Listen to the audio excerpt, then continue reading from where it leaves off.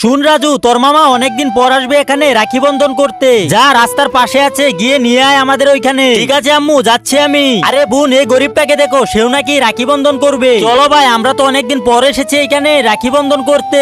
আজকে আমাদের বোন দেখলে তো অনেক খুশি হয়ে যাবে তো। হ্যাঁ হ্যাঁ ভাই, এই তো দেখা যায় মামা চলে এসেছে।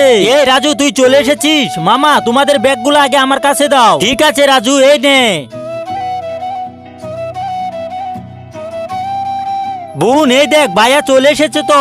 এই আমাকে তাড়াতাড়ি করে রাখি বন্ধন পরিয়ে দাও, আমার এক জায়গায় যেতে হবে। আরে ভাই, আজকে হচ্ছে রাখি বন্ধন, আজকে কিসের কাজ? আচ্ছা ঠিক আছে, তুমি ওইখানে গিয়ে বসো।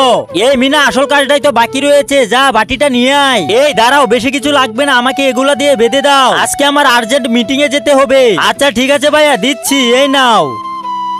আচ্ছা ঠিক আছে বোন, আমি যাচ্ছি তাহলে।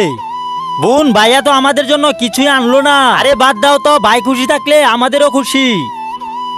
আম্মু দেখো, মামাদেরকে নিয়ে এসেছি। ভাইয়া এখানে এসে বসো, আমি তোমাদেরকে রাখি বন্ধন করে দিচ্ছি।